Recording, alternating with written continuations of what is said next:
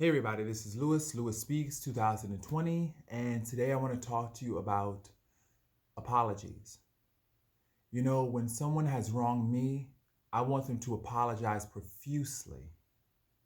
I want them to apologize so much that I start to feel sorry for them. And not only do I want an apology, I also want them to follow up that apology with a willingness, a heartfelt desire to make amends. you know? And what does that entail? That entails stopping the behavior that caused the rift between me and this person, just discontinue it altogether.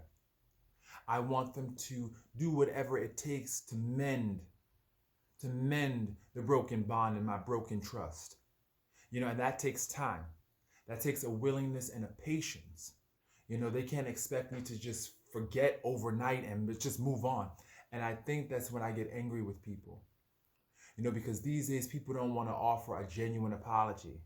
They want to say things like, oh, well, that was the past. That was yesterday's. Just get over it, move on. There's nothing I could do about that. There's nothing I could do about that. So you're going to have to just move on with your life.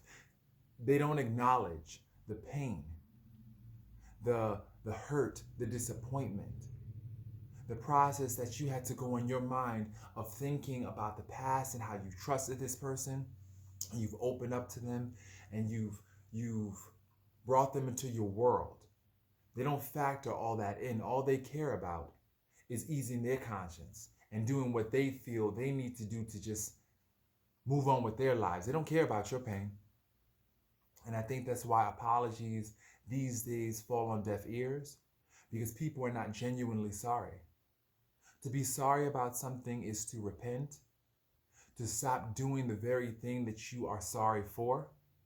To be sorry about something is to do whatever it takes to let that other person know that you are sorry, that you are definitely so sorry, and you want to do right by them.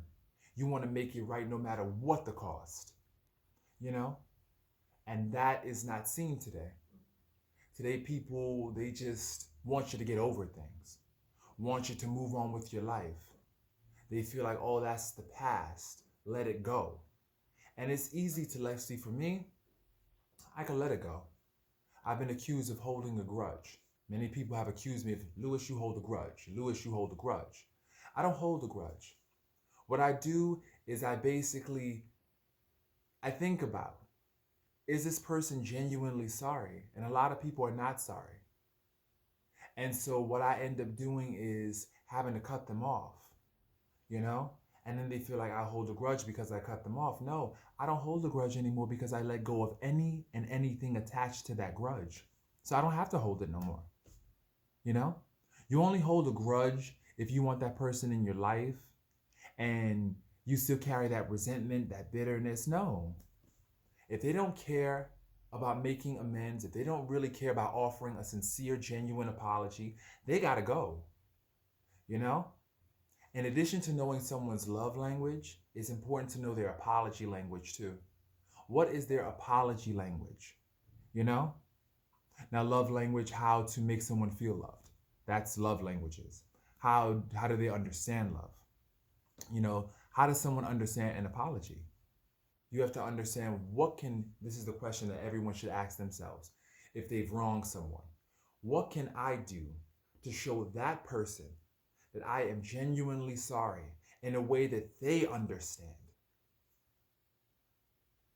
And that requires you to understand who that other person is. And a lot of people, not only do they not understand themselves, they don't understand someone else. And so this is why a lot of apologies just fall on deaf ears. Nobody wants to hear it because it's not genuine. It doesn't honor the offense, for one. It doesn't honor the offense, and it doesn't honor the person and their understanding of that person. So it's like this person not only has to nurse the offense and the wrong, they also have to nurse, wow, this person that I called my friend or my family or my lover, they don't even understand me. They don't even understand me. And when a person doesn't understand you, you feel alone. You feel alone. You feel lost. you feel just displaced, you know? And you also feel as though this person, all along, they were living a lie, a pretense, you know? And so there's a lot that goes into an apology, you know? And this is why people should not take apologizing lightly, because that's something that's crucial to the bond. You know, if you want to form a bond with somebody, if you want them to trust you, if you want intimacy with someone, if you want that genuine intimacy, you need to learn their apology language. You need to learn your own apology language. And I know mine, like I mentioned earlier in this video, you know, my apology, I need someone to genuinely apologize, you know, and apologize profusely. So I'm sorry for them, you know. And why do I require that? Because for one, it took a lot for me. It takes a lot for me to trust somebody. It takes a lot for me to open up to somebody. And when you violate that trust, it's hard to repair. Like they say, you know, it's easy to trust someone, but once that trust has been broken, it is so hard to trust them again. It is so hard to trust. And trust is everything.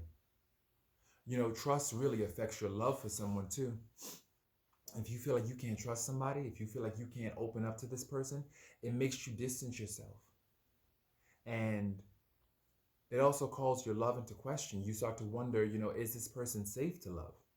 You know, we all want somebody who is safe to love.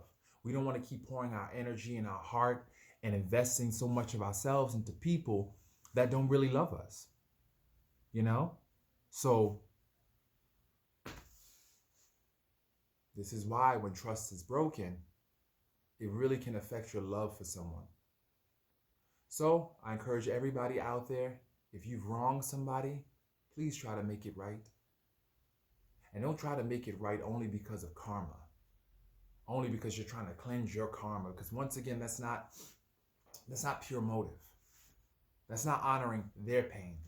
It's you trying to protect your own life and make sure that you're good. No. Care about somebody else. Love on them. Apologize to them because you're genuinely sorry for what you've done and you want to make it right. You know? Apologize.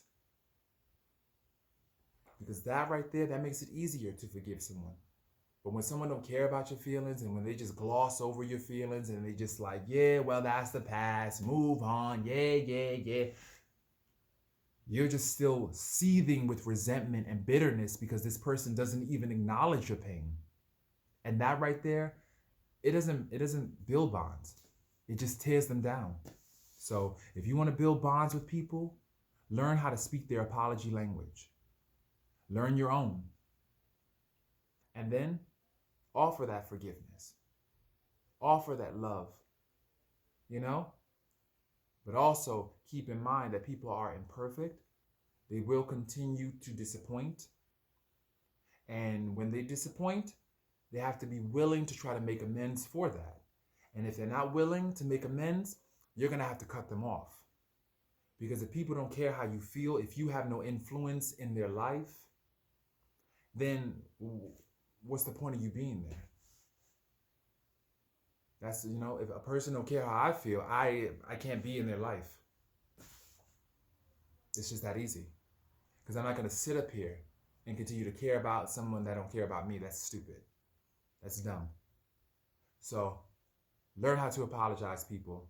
Learn how to speak someone's apology language if you want that bond to continue. So this is Lewis Speaks 2020, wishing everybody a wonderful, wonderful day. Take care of yourselves.